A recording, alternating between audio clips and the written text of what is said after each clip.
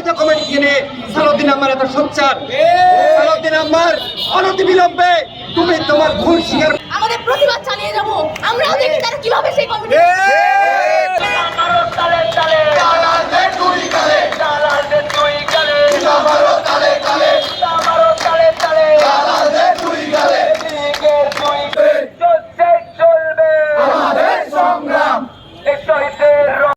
ষড়যন্ত্রের কমিটি মানি না, মানবো না, চক্রান্তের কমিটি বিনা যেতে দেব না, রক্ত বিনা যেতে দেব না, আদিবাসীদের রক্ত বিনা যেতে দুই গালে, চালাবে দুই কালে গুনা মারো তালে তালে, অন্যায় অবৈধ কমিটি মানি না, মানবো না, মানি না, মানব না, মানবো না, বৈষম্যের কমিটি মানি না, মানবো না, চালানের কমিটি মানি না, মানবো না। কমিটি সালাউদ্দিন আহমেদকে প্রশ্ন করতে চাই, সালাউদ্দিন আহমেদ কি জানে রাজশাহী আন্দোলন কিভাবে পরিচালিত হয়?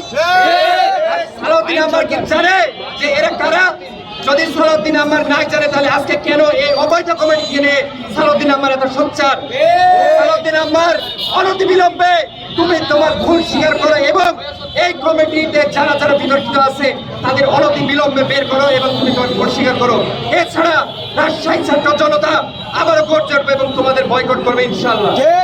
কমিটিতে পকেট কমিটিতে দালাল বসানো, সাধু নামধারী দালাল বসানো, লিগ বসানো, ওই মানুষগুলা যারা পদবি পাইছে আর এই জিনিসগুলো পেয়েছে তারা কিভাবে আমাদেরকে ট্যাগ দেয়? আমরা যখন প্রশ্ন উঠাই এই কমিটি কিভাবে হয়, তারা আমাদেরকে ট্যাগ দেয়।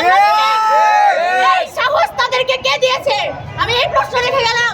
আর যদি সেন্ট্রাল কমিটি দিয়ে থাকে তাহলে এই এতগুলো লিগ, এতগুলো দালাল কিভাবে আমাদের কমিটিতে ঢুকে? কিভাবে বেইমানি করতে পারে? যতদিন না পর্যন্ত এই কমিটি বাতিল হবে ততদিন পর্যন্ত আমরা আমাদের প্রতিবাদ চালিয়ে যাব। আমরাও দেখি তারা কিভাবে সেই কমিটি স্বৈরাচারের দোষরদের দিয়ে এই কমিটি রাজশাহীবাসী মেনে নেবে না, রাজশাহীর ছাত্র জনতা মেনে নেবে না। আহ্বায়ক যাকে করা হয়েছে সহছাত্র, সে কমিটির সাথে তার সম্পৃক্ততা রয়েছে। সুতরাং প্রথম সারি যাদেরকে রাখা হয়েছে তারা আন্দোলনের সাথে তাদের কোনো সম্পর্ক নাই। সুতরাং